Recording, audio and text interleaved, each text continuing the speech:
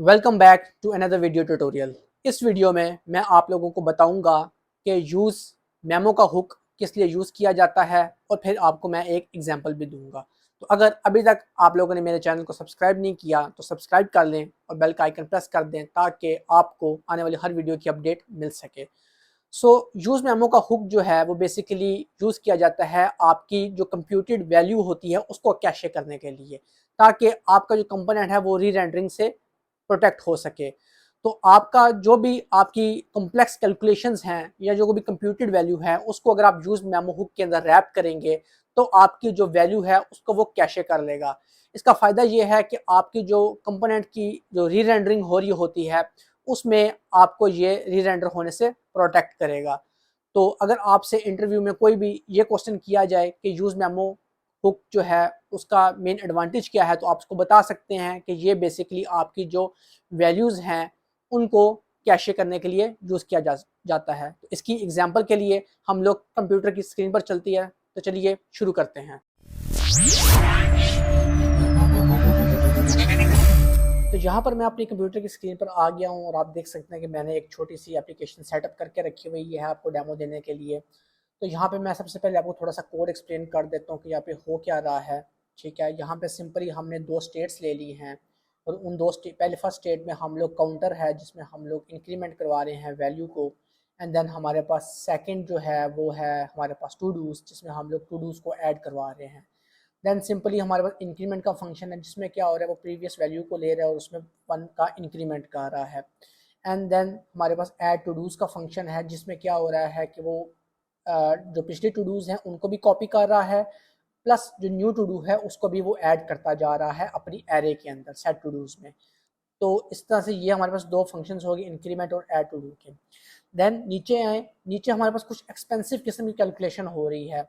मान लें कि ये एक कोई एक्सपेंसिव कैलकुलेशन है जो कुछ कैलकुलेशंस परफॉर्म कर रहा है और उसका रिजल्ट आपकी स्क्रीन पर शो कर रहा है, राइट।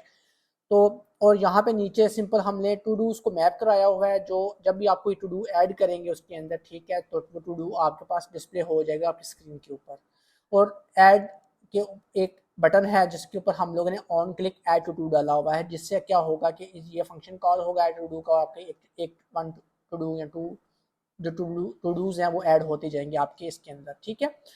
इसी तरह आप नीचे आए, यहाँ पर आप देखें, यहाँ पे आपके पास इंक्रीमेंट का एक फंक्शन है जिसमें आपका +1 का इंक्रीमेंट हो रहा है। एंड देन एक एक्सपेंसिव कैलकुलेशन है जो कि हम लोग डिस्प्ले करवा रहे हैं, कैलकुलेशन हमारी जितनी भी हो रही हैं।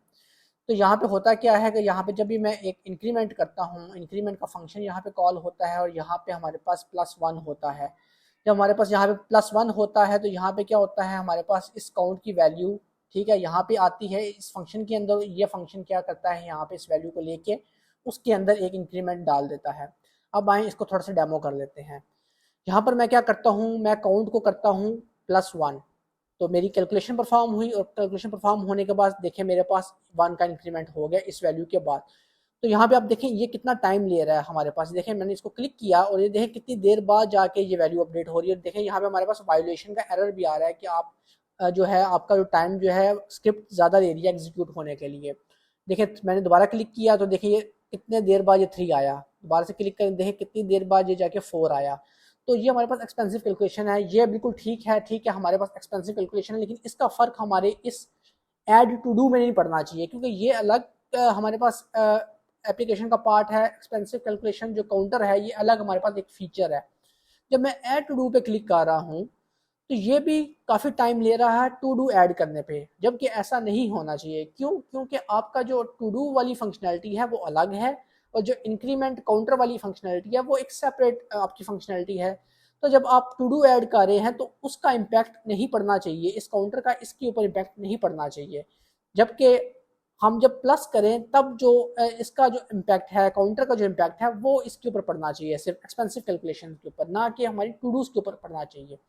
तो इस प्रॉब्लम को रिजॉल्व करने के लिए हम लोग यूज़ करते हैं यूज़ मेमो का हुक, जो कि आपकी वैल्यू को मेमोराइज कर लेता है। तो यूज़ मेमो का हुक बेसिकली आपकी जो वैल्यू है उसको मेमोराइज कर लेता है और उसको आपके पास सिर्फ उस टाइम अपडेट करेगा जब आप इस प्लस के ऊपर क्लिक करेंगे और जब इसकी वैल्यू अपडेट होगी।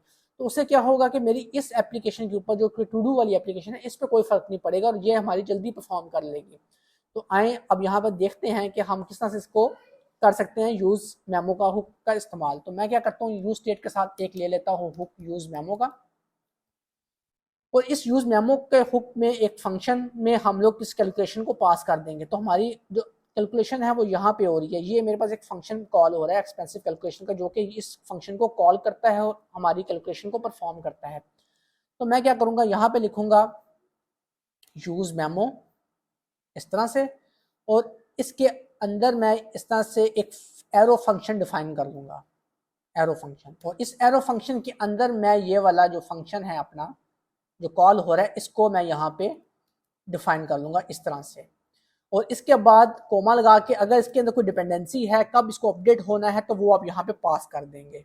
तो इसको तब ही काम करना है, इसको तब ही इस फंक्शन को कॉल होना है एक्सपेंसिव कैलकुलेशन को, जब आपके अकाउंट की वैल्यू में कोई चेंज आए तो इसको आप डिपेंडेंसी एरे में पास कर लेंगे। ठीक है, अब देखिएगा, अब जब मैंने इसको रिफ्रेश किया और जब मैंने इस प्लस पे क्लिक किया, ठीक है, तो 1 आया, काफ़ी टाइम बाद 1 आया, 2 आया। ठीक है, क्योंकि अब मेरे पास ये सिर्फ ये वाला फंक्शन कॉल हो रहा है एक्सपेंसिव कैलकुलेशन वाला। लेकिन जब मैं ऐड टू डू पे क्लिक करूंगा तो इस केस में अब देखें मेरे पास बहुत जल्दी आपकी एप्लीकेशन के अंदर ये टू डूज ऐड हो रही है, और यहाँ पे नीचे ये फंक्शन जो था, जो वैल्यू थी एक्सपेंसिव कैलकुलेशन और फंक्शन जो था, ये भी कॉल नहीं हो रहा मेरे पास। ये देखिए मैं आपको दोबारा से दिखाता हूँ, मैंने ऐड टू डू किया तो देखिए ये फंक्शन कॉल नहीं हुआ, मेरे पास ये calculating console dot log calculating नहीं आया जो कि मेरे पास पहले आ रहा था।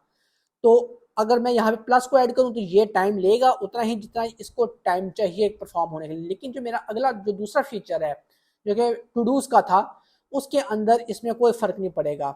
मैं दोबारा से एप्लीकेशन को रिफ्रेश करता हूँ, यहाँ पे मैं ऐड टू डू पे क्लिक करता हूँ तो ये देखिए ये मेरे पास जल्दी जल्दी अब ऐड हो रहे हैं। तो इससे परफॉर्मेंस के ऊपर आप देख रहे हैं कितना फ़र्क आ रहा है। इससे के बगैर आप ऐड टू डू पे जब क्लिक करते थे तो आपका एक्सपेंसिव कैलकुलेशन वाला फंक्शन भी कॉल होता था और आपका टू डू भी जो था वो लेट ऐड होता था आपकी एरे में। लेकिन यूज़ मेमो के हुक को लगाने से क्या हुआ, उसने इस वैल्यू को मेमोराइज कर लिया, काउंटर की वैल्यू को मेमोराइज कर लिया कि जब इसकी वैल्यू चेंज होगी तब ही आपको एक्सपेंसिव कैलकुलेशन का फंक्शन कॉल करना है। तो ये थी आपके पास यूज़ मेमो की ट्यूटोरियल था। अगर आपको मज़ीद कॉन्सेप्ट समझ नहीं आया आप कमेंट में मुझे शामिल कर दें, मैं वहाँ पे आपके उस क्वेश्चन का आंसर देने के लिए कोशिश करूँगा। तो उम्मीद है आपको ये वीडियो पसंद आई होगी। अगर आप इस तरह की वीडियोस देखना चाहते हैं इस चैनल पे तो आप इस चैनल को सब्सक्राइब कर लें और मैं आपसे एक नेक्स्ट वीडियो के अंदर मिलूँगा।